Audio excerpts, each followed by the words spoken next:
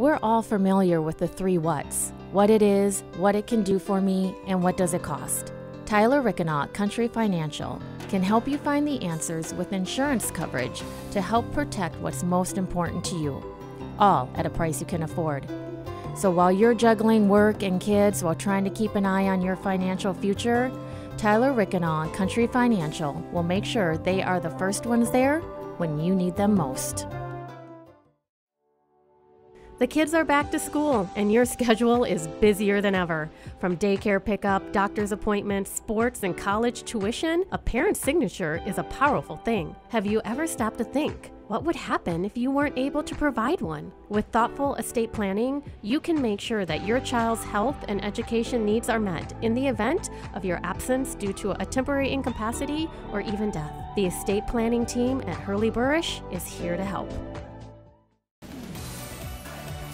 Fostering deeper relationships, influencing behavior change, developing resilience. You're about to start winning. Here is your host, Christine Bright. Welcome to Parenting Game. I am so glad you are here. My guest is Dawn Gaden. I am so excited. We are able to try something new, and I'm able to Skype in this amazing coach. Dawn is CEO of Mind and Body Counseling and Coaching, an international speaker and author. Dawn is a powerhouse in the field of personal development, and she is internationally known for igniting positive change. Dawn, thank you so much for being my guest today and dealing with all our new little technology changes we're doing. Yes, thank you. It's so great to be here. We are going to have a fun conversation. When we did our initial talk on the phone, I was like, we could do an hour, but we have 26 minutes to get this done. But before we get into the meat of what we're going to be discussing today, just share with me a little bit about your background, about being a counselor and a coach. And I also know that you have 2 twin boys. Share with us a little bit about your family as well. Yes, for sure. I started my passion in what I'm doing when I was in college, my first year in college in 1989.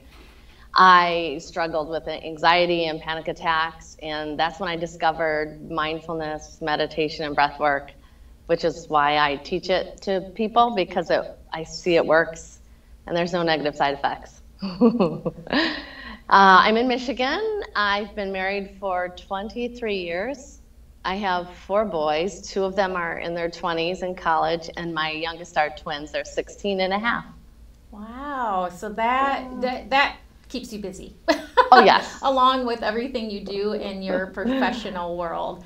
Well, Yes. Speaking about this mind body, we have this great little local store here in Sun Prairie called Budding Butterfly, and they were very generous to share some of their candles and aromatherapy. Are you a candle person? Do you enjoy lighting candles and having that smell? Well, I love it's 2 questions. The one is I love candles. I am a natural person, so what I have found so far is I use beeswax candles, and when I want good scents and to activate my senses, I diffuse my essential oils. Okay. So I would love to know more about the shop and find out if they use the natural scents, because I love candles. They're so soothing and calming. Yes, they do. The candles that they sent over for me to smell today, they're soy, and then they're infused with the essential oils. Wonderful. I'm picky when it comes to scents. I typically have to have that clean scent, nothing floral, definitely not into the vanilla and cookie scents. And then I like more the spicy, like the cinnamon. But this is a nice, clean one. Nice. So they did good picking that out. So when is your favorite time when you're looking to just renew yourself? You put out a lot of energy with what you're doing as a counselor and a coach. When is your favorite time to get out those candles and essential oils and just power down? Yes, two time. Actually, maybe 3. So I love it. first thing in the morning when I'm doing my meditation practice, I definitely diffuse my oils and use them. And sometimes I will get the candle out and meditate with the candle. Sometimes midday where the day's been going and I just need that pause, get the candles out, light them in the kitchen for everyone to enjoy. So not just in my meditation space. And then at night for the wind down time where it's just, let's take a breath and just settle in and be present. And that's another wonderful time to light the candles. Do you know, I'm going to take your lead on that. I do a little yoga practice in the evening before I go to sleep. I've just found that, you know, I'm tense, we're, you know, on the go all day, and I sleep a lot better. And I'm going to take your lead. I'm going to start lighting a candle during that time. Nice, do that. Perfect. I think it will be a nice addition, so thank you for that. Yes, for sure. All right, well, as I said, we have so much to discuss. And you know, you have worked with parents. You do a little bit of kid work. You've seen a lot. And how long now? Therapist, coach? How many years into 22 that? years. I'm sorry?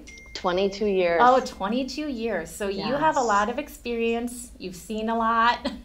Experienced a lot. Yeah. And, you know, we just got into a great discussion, you know, talking about parents. And I asked you, what is it that you have seen and really is laid on your heart that you want to share with parents?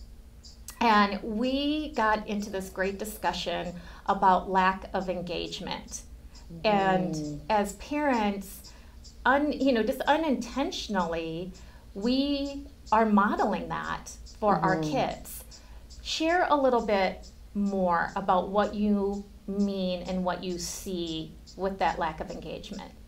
With that lack of engagement, we are so stuck in that autopilot, going through the motions in stress, we disconnect. We don't look our kids in the eye. They talk to us, we're like, and we just kind of push them aside, and we don't create the space to connect. That's one thing I think is so important. Cars now have screens. Cars have more than one screen, right? Row one, row two.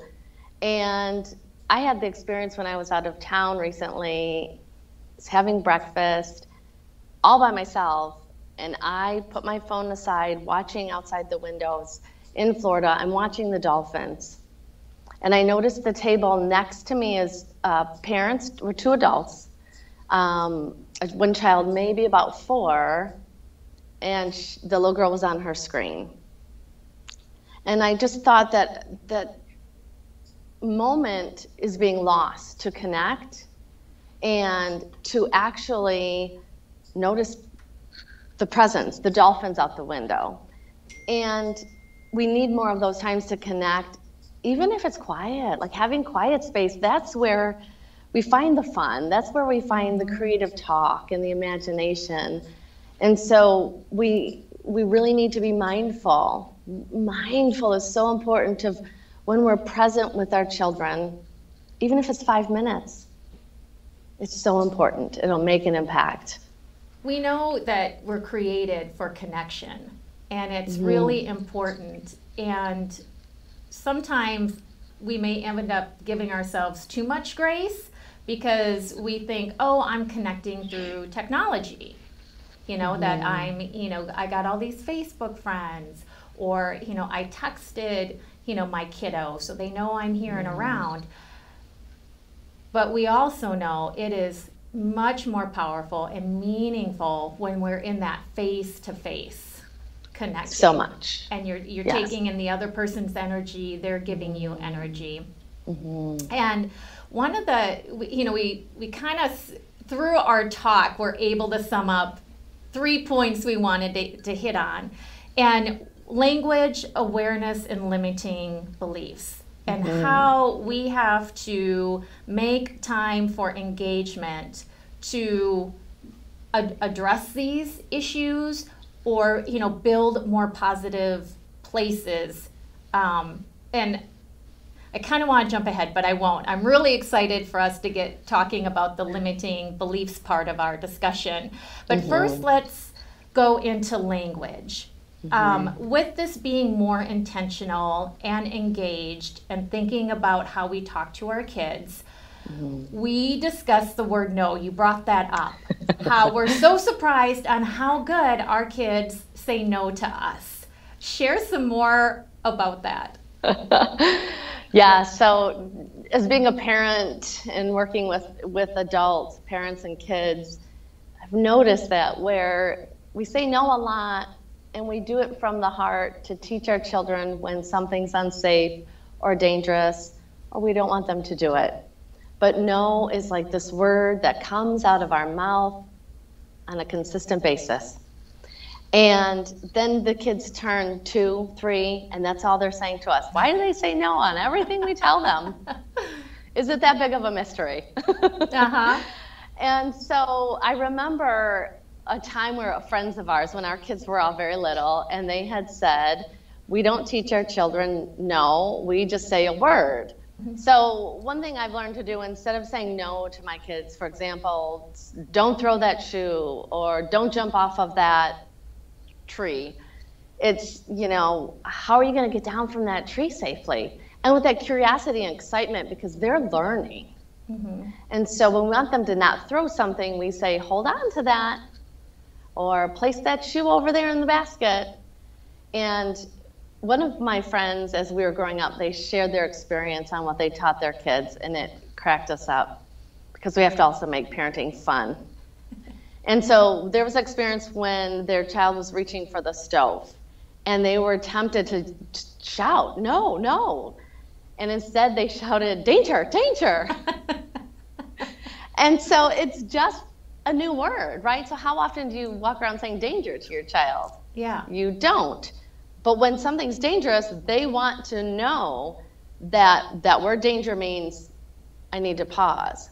Rather than we say no, no, no so much, it's becomes powerless and is something they're not really learning from. And we want to be impactful parents. We want to teach our children to the best that we can.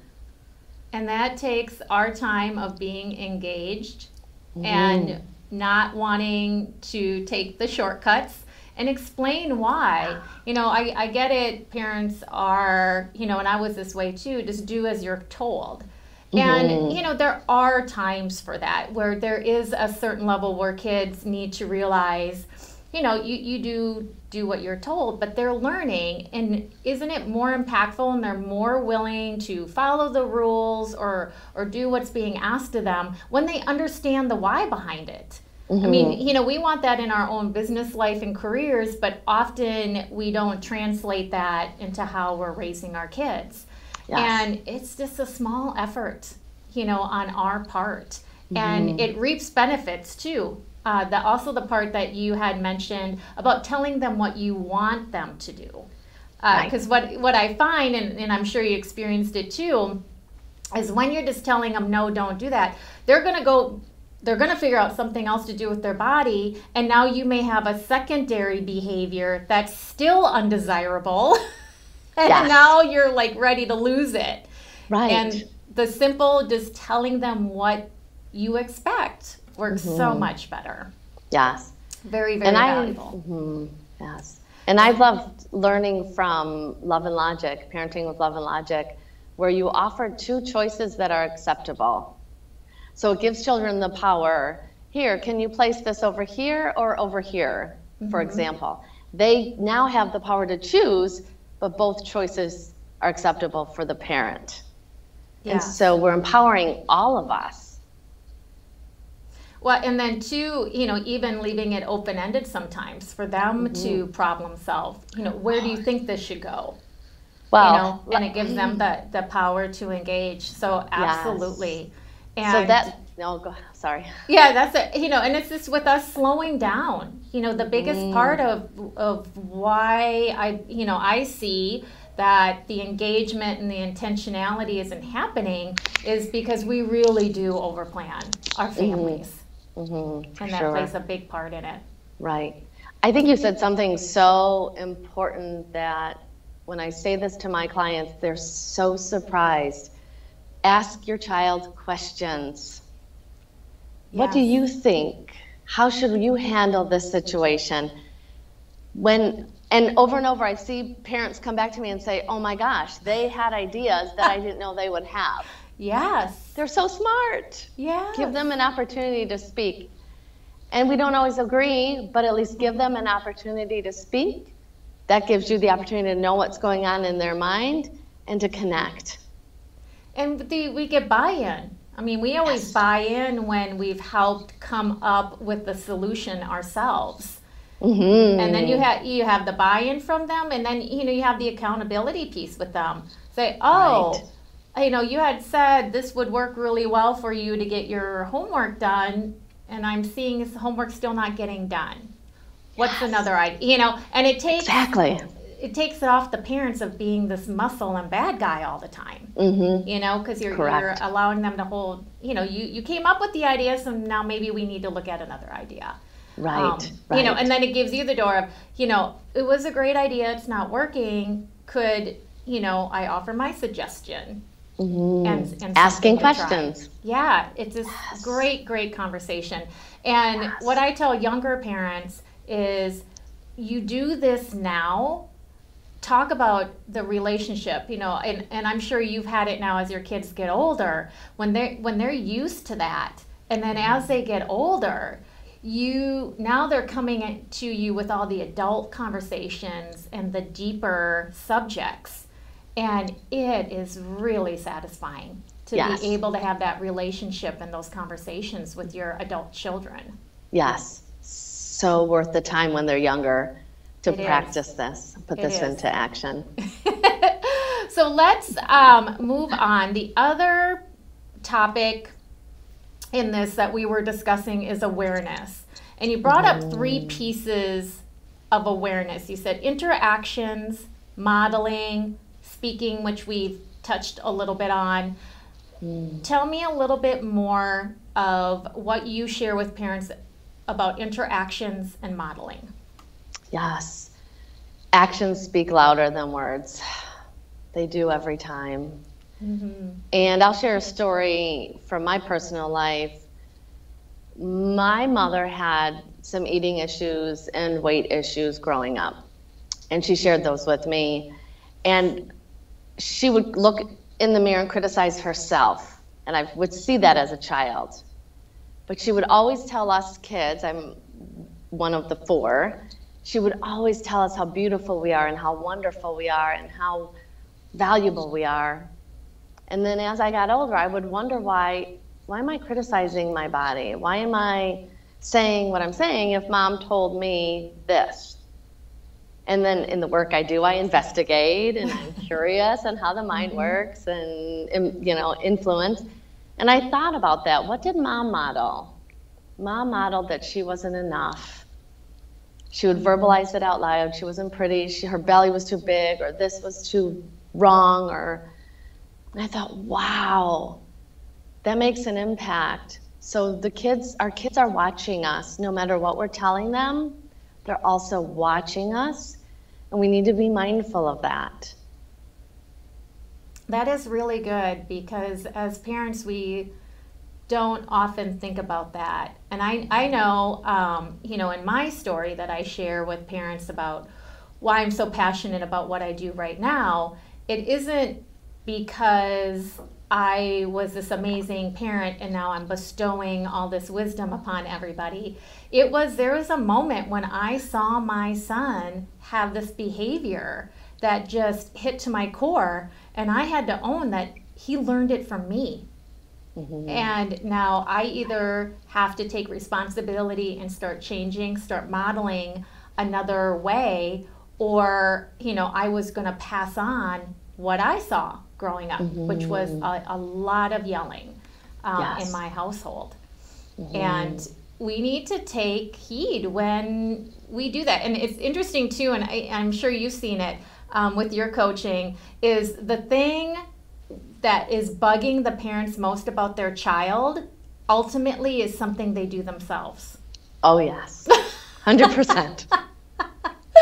And it's, you don't want to make that little switch of like, the reason it's really bugging me is because they are just like me. But pay attention when we are getting, that mirror brought up to us by our children. Yes, yes. So share with me too what you share with parents about interactions. Interactions with okay. Just becoming more aware in how you interact with your kids if you're gonna start practicing becoming more aware and engaged. Yes. Okay, yeah, I have so many ideas and thoughts. Let's see. No, I'm going to say this. Number one, be kind and loving to yourself and don't judge. We're doing our best every day. I believe most of us are choosing to do the best and raise really good, amazing human beings. And so when we make a mistake, apologize and just decide, I'm going to do it differently next time. And that way, awareness and interaction is so important. So I'll give you a little story. My one son, who's very much like me, I don't see it, but my husband sees it.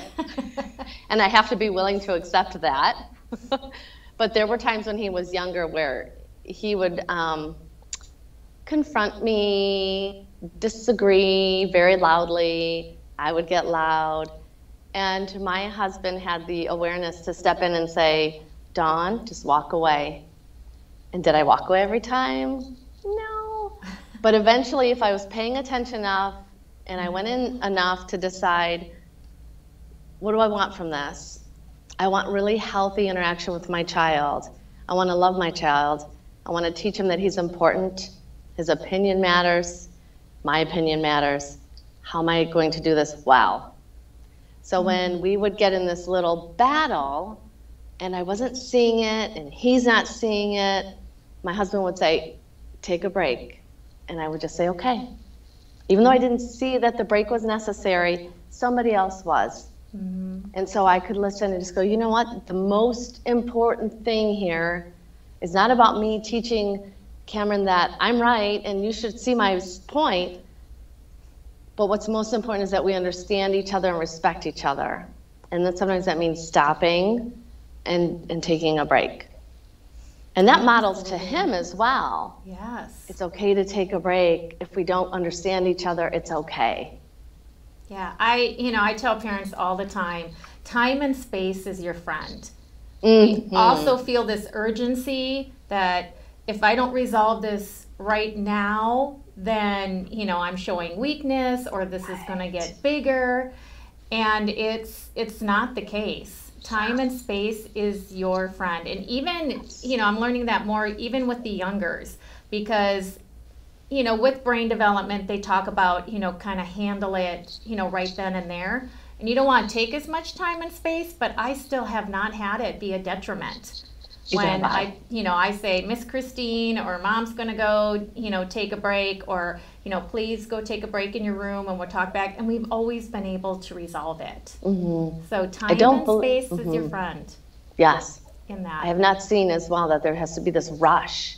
Oftentimes if we're rushing, we do miss things. Yes. So why not take a pause and just say, I have to think this through. This is important. Instead of just throwing down consequences or punishments, this is important. Let's take a minute to think it through and figure out what we have to do next. Yeah, I think I need to come up with a term for those quick punishments or whether using Amazon as an example. You don't want to Amazon your punishments. I'll work on that. Give you some feedback on that later. So another important piece that we talked about was limiting beliefs. And I, over the past year, have really, got more into it, studied it, become more aware of it in my own life through some business coaching. I was never really buying into the whole idea of affirmations, and now more than ever, I see the power of affirmations, and I recommend them to my clients. So let's talk about the limiting beliefs. And you had a great story that you shared with me about swimming.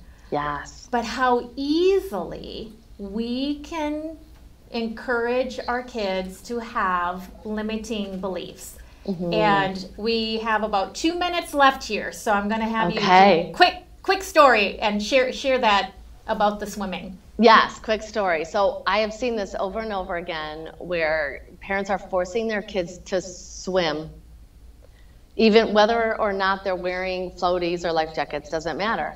You should do this, it's safe, you're okay, and the waves are coming, or even if the waves aren't coming, and this child is in fear, I don't want to. And so I think it's really important to take a pause and go, why are we forcing this child to swim? Can we change the situation so it feels more exciting and inviting rather than this force? Because I think sometimes what I've noticed is when I talk to parents that are doing that, they're coming from this place of, well, I was afraid of swimming, so now I'm going to make sure my kid's not. Yes. But then we're teaching to be afraid. And so we just need to come to it from a different perspective, a different energy, not from I was afraid, I don't want my kid to be afraid, but I want my child to enjoy the water and to swim. Take out that not and the don't. And it changes the energy, changes the awareness and thinking of why we're doing something, and then the action is so different. What a great piece of advice and a great example, because again, it's one of those things we really don't think about as a parent because it's coming from a good place. You know, we want our kids to, to be safe, yet we're instilling these fears in them and these limiting beliefs by not paying attention to what we are saying to them.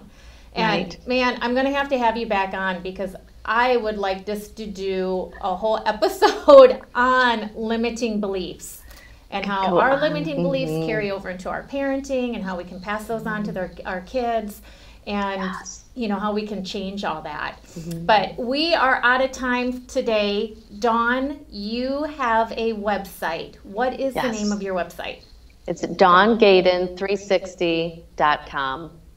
Thank you so much for being my guest, and thank you for watching The Parenting Game. We're all familiar with the 3 whats: what it is, what it can do for me, and what does it cost. Tyler Rickenaugh at Country Financial can help you find the answers with insurance coverage to help protect what's most important to you, all at a price you can afford. So while you're juggling work and kids while trying to keep an eye on your financial future, Tyler Rickenaugh at Country Financial will make sure they are the first ones there when you need them most. The kids are back to school, and your schedule is busier than ever. From daycare pickup, doctor's appointments, sports, and college tuition, a parent's signature is a powerful thing. Have you ever stopped to think, what would happen if you weren't able to provide one? With thoughtful estate planning, you can make sure that your child's health and education needs are met in the event of your absence due to a temporary incapacity or even death. The estate planning team at Hurley Burrish is here to help. Thank you for watching The Parenting Game. All episodes of The Parenting Game are available on demand at sunprairiemediacenter.com.